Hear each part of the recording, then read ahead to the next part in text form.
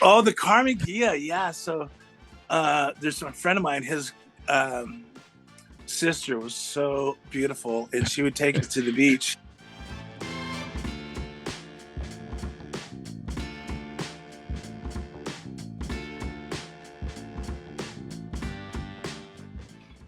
Hey guys, David at Twice Diecast. You are here for another episode of Collections, and we got a good one. We got Kirby from Kurbz Garage in the house. Kirby, what's up, man? Yeah, Dave. Hey guys, so stoked to be on here. I love this. This is a great idea. This collective collections because you get to see everybody's collections, what they're passionate about, and I thank you so much, man. You're No, great for the community, Dave. One of the good dudes. Well, everybody's well, a good dude, absolutely. I agree with that, and thank you for and the the lovely yeah, ladies. and Diecast. and the Yeah, lovely ladies. yeah. Well, No, thank you for the kind no, words. shout out. You got them all. He got Yeah, everybody in the community covered. right. Um, Kirby and I were talking before we started recording, and Kirby's got an amazing story on how he got started in the hobby. But first, just in case you haven't come across his channel yet, take a look. I'm going to cover up my face. Take a look at his channel while Kirby tells us what we might expect to find on his channel. Take it away, Kirby. All right. So if you guys haven't been to my channel, basically I'm pretty much an old school collector. I try to put out knowledge of vintage castings and stuff like that. And I do a lot of haul videos. I like going out and hunting like everybody does and showing off what I found. And so there's gonna be a lot of that and on my videos. And then I have I kind of started this new thing called crack and add, and it's like say you found a bone shaker. So I found brand new bone shaker. I'm going to crack it open, and then I'm going to show it, add it to the rest of my Yep. collection of bones. So then you can edit, so it's in your crack and add kind of thing. So you'll see some of that, and that's about it. So just some knowledge on some vintage stuff, and hauls and finds, and of course box openings like everybody else does. But I don't really do the peg hunting thing. It's just too difficult for me to hold the Yeah. phone and No, I go got you. through that. I don't know how those guys do it. They're just, but yeah. It's cool, and take it from me. If you haven't seen Kirby's channel, it's got the good classic stuff that people like me that have a few miles on them and a little bit less tread on our tires get to see some of the vintage Hot Wheels that we grew up with. And Kirby, that leads me to my first question because I know you've got a cool story. I want you to talk about how you got back into the hobby and maybe how you got started. Okay, so like I used to go to the 99 cent store to get whatever things that were cheap, like the toiletries and whatnot. And I saw a bunch of Speed Racer stuff in there. I was a big Speed Racer fan, so I was like, oh, really cool. I'm gonna grab these, and I collected them all. And by the way, the speaking of which, the Speed Racer Mach 5 Hot Wheels made the second win. Not to go off topic, but which was supposed to be the Mach 5, but they lost the license right at the right at the end, and they ended up calling it the second one. So that's just that. That's But cool. anyhow, Yeah. so I started that, and then I ended up giving the collection away to a kid for his birthday because I thought I was too old. And then I was still going back to the 99 cents, and I saw a bunch of mainline muscle cars, and I had them. Started grabbing them, and I had them on display. And a good friend of mine that kind of collects all kinds of stuff goes, yeah, Hot Wheels are worth money nowadays, especially the old Redlines. So I was like, oh, cool. And then another buddy that happened to be there, he's like, yeah, I got some one for here. And he hooked me up with this teetotaler, which comes in a red line, but this is a black one. I can't find the red line. It's really tough to find.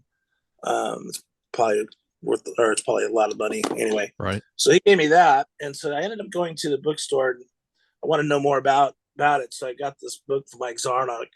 It's the field guide, and what's fun about this book is I want to open it up here. It's like there's these little squares.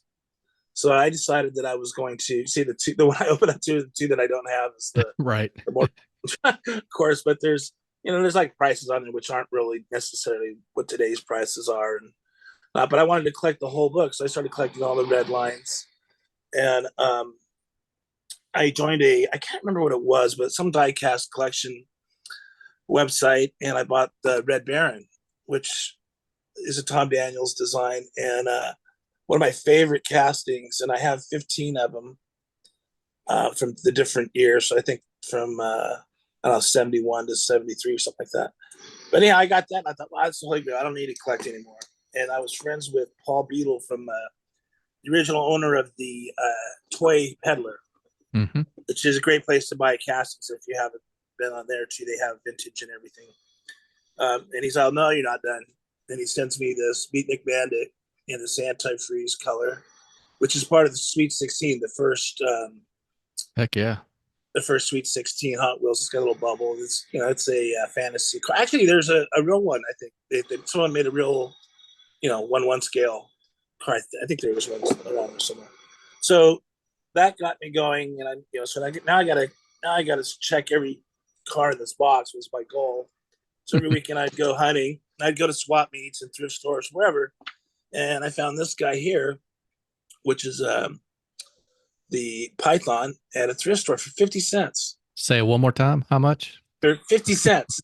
And actually there was two Redlines. I can't remember what the other Redline is. It might have been a Porsche, but I remember this one for sure because of the sticker. It has a Red Baron sticker, which is really weird on the back. Right. But anyhow, I remember that. So anyhow, my whole thing was, I got to collect this book. And this book has, it has the Redlines, which is from, I think it says 68 to 77. Black Walls from 77 to 1989, and then the number packs, which are the collector numbers. So Black Walls, you guys know, are basically these right here, or they call basic wheels. So that was an era that they had, and then they went into the collector numbers, which are like the blue cards. A lot of people are familiar with or know about, and these are kind of examples of what the in between before the collector numbers. These are from the 80s. Right. So these are kind of those. I just wanted to show some examples of that. And then these, see how the numbers are on the back, they're not on the front. These are kind of the collector numbers before collector numbers, I guess. And this is like from the 80s. And then they went to this. These are really fun to find. I'm surprised a lot of people don't get it. Maybe because there's so many fantasy castings that are involved, but yeah, they're fun to find. They're cheap. They're super cheap to for a hobby if you like collecting variations and stuff like that. And so, Kirby, where would somebody go if I didn't mean to interrupt, but if somebody wanted specifically that era, now that you're kind of telling us that they're pretty accessible and they're not too crazy expensive, what's a good online place to start looking for those? Toy Peddler has them. Of course, eBay has everything. Who else has them? I mean, you can probably find these at almost at any swap meet or thrift stores. Or you'll see them. I see a lot of people go buy them. You see them, and a lot of people don't pick them up because they're after the newer generation is after the treasure hunts and the premiums and the super treasure hunts and things like that. So they don't really, unless it's a casting like a Mustang or something that they really like, they'll get them. But other than that, they don't really. But they're pretty accessible to find. Gotcha. Okay. And then I guess that's really how it all started. I don't know if you wanted me to kind of, before I kind of show you around some of my favorite castings. Yeah, let's do that, man. Whatever you got for us, we're going to be all over it. Okay, so I got some pretty cool stuff here. Yeah. Okay, so as you guys know, I'm a big Volkswagen guy. If you've seen my videos, I probably got more Volkswagens than anybody. But these are the Beach Bombs. Heck yeah. And I've got 5 of them. I'm just going to show these 2 with little surfboards on them. And most of you guys know the famous story of Bruce Pascal's pink one, which is a rear loader. These are the side loaders. And you guys, I'm not going to go into the story because everybody knows it. But anyhow, these are some of my favorite. And the funny thing is, which I thought I would never, ever, ever dream of getting, and I'll tell you why. Because in this book, I don't know if you guys can see that, but you see how the prices are on there. Hold it a little bit to your left. To your left. This way? Yeah. Keep going. Way? No, keep going the other way. Other way. This way? This way? Keep on going. Well, yeah. anyhow, they're like purple $1,200, green $900, blue $600, red $600. I'm like, I'm never gonna be able to afford that. And but I did end up finding they didn't pay that much, even close to that much for these ones, but I found them. And like I said, I got 5 of those, and then I got this is another one, which is the staff car, super expensive. This is the old 442 casting, which is the old 442 Redline is ridiculously expensive. Like you can't even imagine how much they cost. And this one's pretty much well up there. It's probably I probably paid $200 just because I needed it. Right. I won't probably do that very often, but I really wanted it. So that's the staff car. And I got this one here, which is the it was the Camaro that came with the belt. It's got that. This casting is awesome. The '67 Camaro. That thing is really held up. Around. Yeah, it's been around, and they still use it, and it still has an opening hood. And yeah, it's I really like this casting. I'm sure a lot of people do. And then here's something that's really you won't see, and I don't know anybody that has one. So this right here, you can see this thing. It's a Hot Wheels had this thing that was like a factory that you would make your own Hot Wheels and paint them and do whatever you want, and that's what this is. So you don't see. I don't see them anyway. I have to get them from some guy. Yeah. And it was kind of like it's almost like building your own custom before people do now. So yeah, really rare to have to. It's probably not. I don't even know if it's even worth anything, but it's just I know that you don't see them around. So yeah, it's super cool. Oh, and then there's which is this vet right here. All time. One of my all time favorites. And I have a ton of these, but if you look up this particular one right here, this vet right here is valued at like $700. That's crazy. What's the deal on that? Black wall. And I don't know. I can't find out. I don't know if there was very little made. I don't know what it is, but I ended up, a friend of mine hooked me up with this, and he says, yeah, check it out. I think it's worth some money. And I'm like, looked it up in the Tomlinson guide, and you can even look it up on eBay, but I don't know what it is. But that's a keeper there. So you guys know I collect Volkswagens, lowriders, of course, and especially these Revels. You seen these? I have. I hadn't seen it. Well, they have these. It's kind of like a high raker. You know what high rakers are? Yep. So they're like high rakers. These wheels you can kind of make it so they. Yeah, adjustable. Yeah, and they're really cool. Revell makes the same company, but I like Hot Wheel lowriders. Any lowriders I like, cause just California kind of culture stuff. And then 70s stock cars. This is a mongoose or snake. Which one is it? Mongoose. I have a huge snake and mongoose collection behind me here. So I grew up in the 70s in the funny car era. Jungle Jim, Cha-Cha Trilimo Downey, the snake and mongoose, all those was really, really huge. I got Johnny Lightning makes a lot of these. Right. And they're just so awesome. They have the opening whole thing there. And so I collect those, a lot of 70s style. And then I don't know if all right, I see it. I'm gonna switch the camera around and then I'm gonna show you guys around, okay? So let's do it. Hey guys, this is Bobby Mills with Wheelhouse Diecast. This is Jake from Strictly Diecast. This is Rodrigo from CB Diecast Custom. And the Godfather from Simple Customs. And you're watching Collections. All right, here we go. There's Kurbz Garage. And then here some little mini trucks. When I was younger, I always wanted a Chevy love truck, so I really loved mini trucks. And there's those Bone Shakers there. Moon Racing. These racks, my brother made these. They're like steel, metal. Yeah, that's kind of cool, man. What are the shelves? Yeah, they're metal. They're these like thin metal things he made, painted them orange. Gotcha. Yeah, so there's the muscle machines. Some other stuff. There's the Hewitt's Batmobile he made me. He made me that just because I was on his list. I didn't buy it or nothing. He just, how he gives people stuff away. He made that for me. Man, I'll tell you, like everybody that comes on this show has got something from Hewitt's. Yeah, it's cool, dude. Very entertaining. Yeah, there's some more. Those trucks right there are called steering rigs. Really, they're not really hard to find, but they're fairly expensive. They got the steering thing in the back here. Mm-hmm. You can steer, and then these guys right here also expensive, hard to find. So here's there's the meat and potatoes. Yeah, these are my Redlines in these cases here, and then there's some other casting. There's California Classic. There's the my golf livery.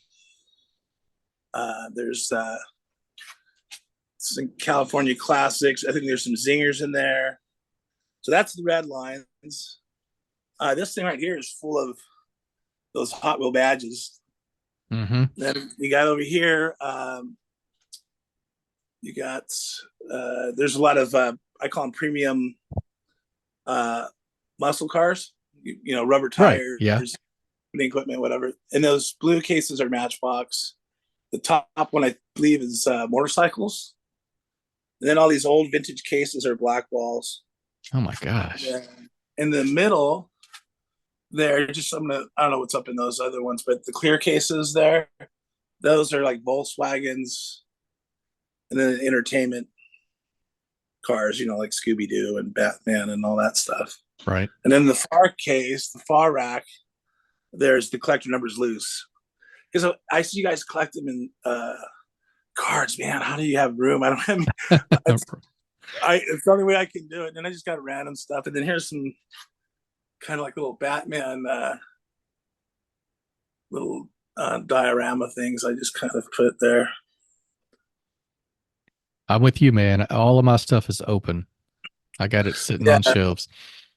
There's that's how you can enjoy them. There's just some Volkswagen stuff, and here's some. Look at these. Check this out. This is Auto World pairing with Hot Wheels. Yeah, I saw that in Hobby Lobby, man. That kind of blew my mind a little bit. Yeah, it's weird that they would do that, but yeah. So that's my snake and mongoose collection. I think there's more over here, and then that's basically it for my castings. But I do want to share some other stuff since we are doing collections, and a lot of guys collect other stuff just for the heck of it. Heck yeah! Got some vintage clay wheel skateboards. That's super cool, man. Old 70s skateboards down there, and then there's a bunch of vintage skateboards, and then there's my surfboard collection. I was the Hobie surfboard production manager from 2007 to 2018, so I got a big stack of Hobies, which is like the Cadillac of surfboards. And then here's just some random stuff here. I want you to go back to the surfboard stuff and talk about the Carmen Ghia and why that car is kind of important to you or why you like it. Oh, the Carmen Ghia. Yeah. So there's a friend of mine, his sister was so beautiful, and she would take us to the beach in Huntington, and she let me sit up in passenger, and she would say, "You guys got to pretend like you're my boyfriend so that these boys don't hit on me." And I'm like, "Yeah, we would go boogie boarding." yeah. So she had a Ghia, and ever since I'm like, "Oh yeah, I got it." Yeah, those are really cool. And then, here's something that you might like. These are some vintage bicycles I have. Yeah, that is really cool stuff, man.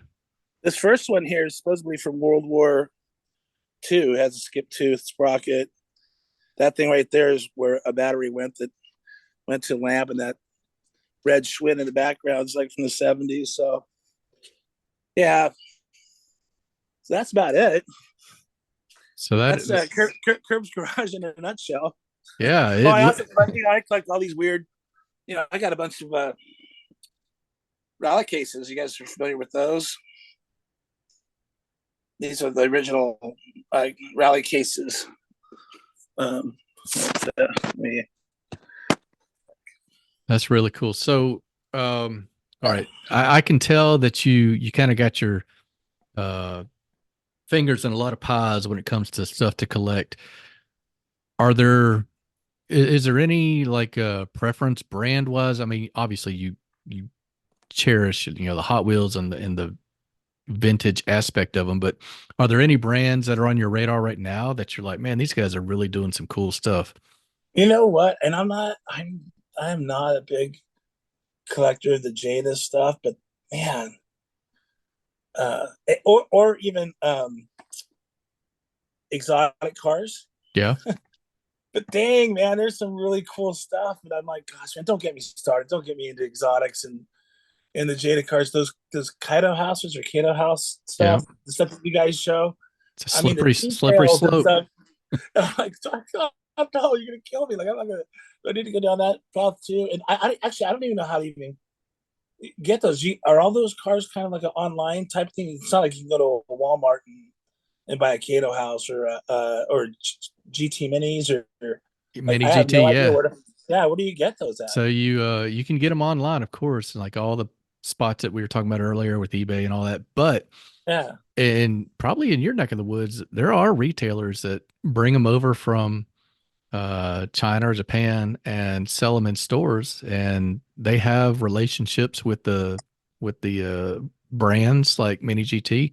So I know there's got to be stores in California that sell them.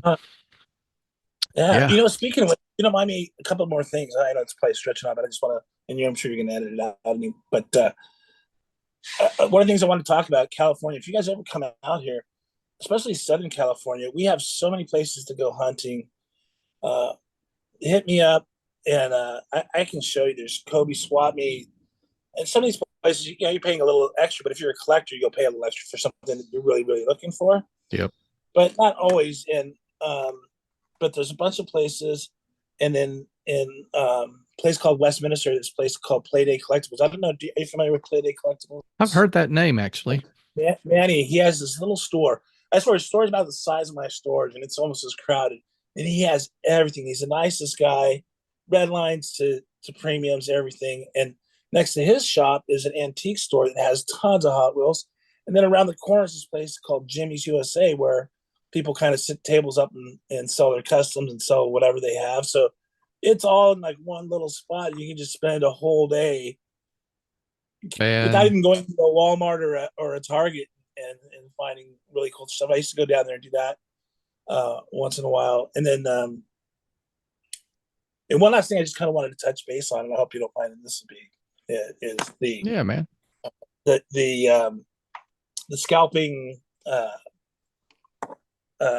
buying thing, right? The scalping secondhand market. So I sell on eBay, and this isn't gonna upset too many people, but the reason why I do it is, I'm gonna give you an example. I bought that Holden 2-car set, right?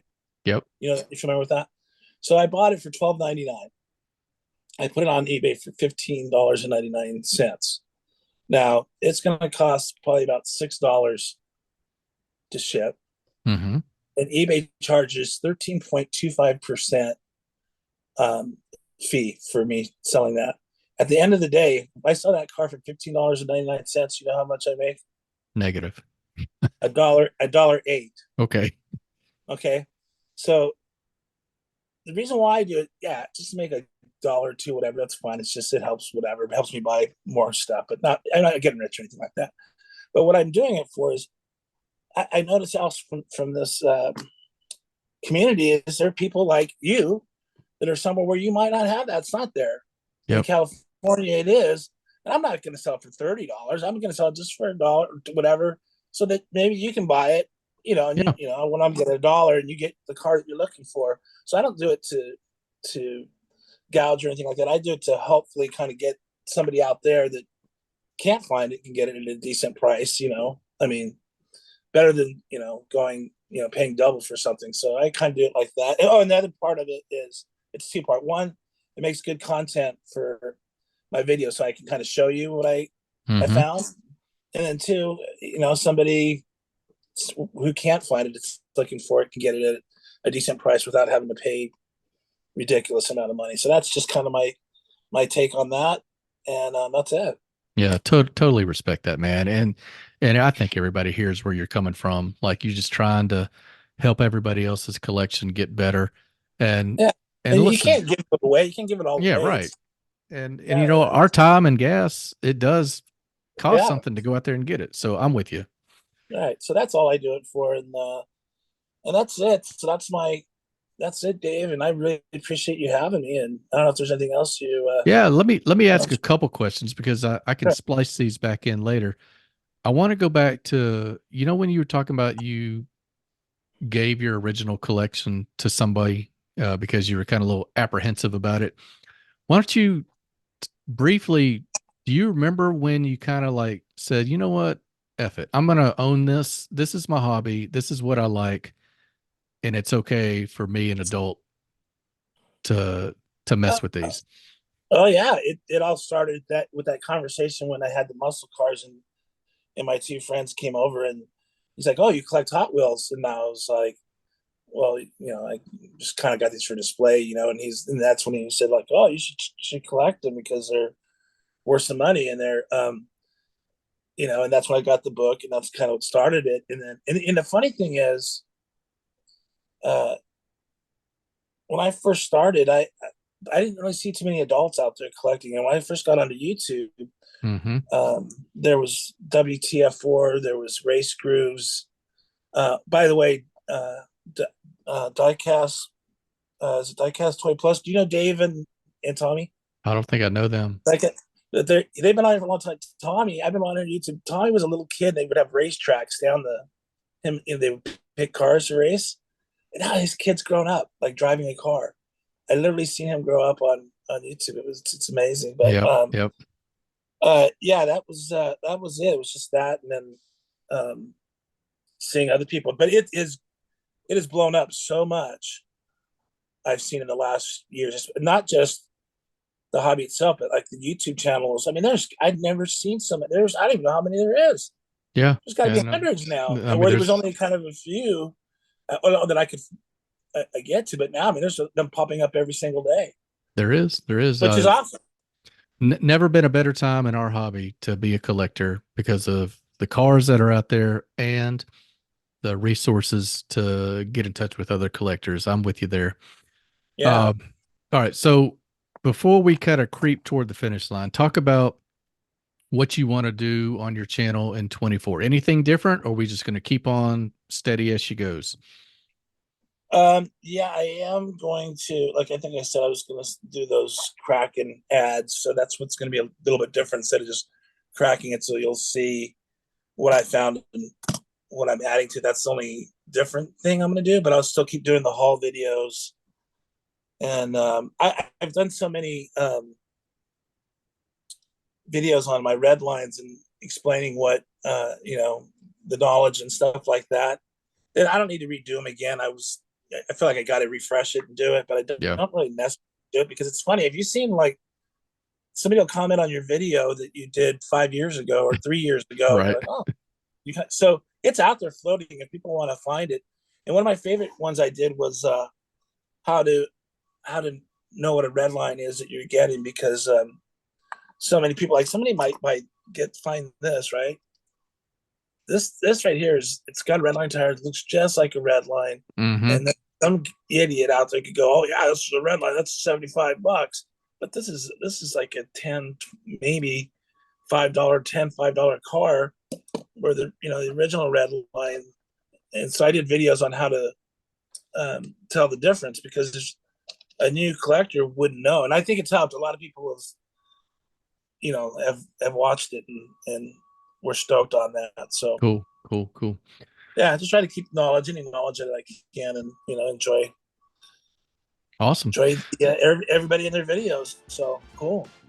Well, good deal. Well, we'll wrap it up here. Let me talk to the viewers real quick. I hope you guys enjoyed getting to know Kurbz Garage. Awesome channel. Got the vintage, the good stuff. Give it a shot if you haven't been by there yet. Kirby, thank you so much for stopping by. We'll wrap it up here, and until the next time, I will see you guys on Collections. Okay. Ew.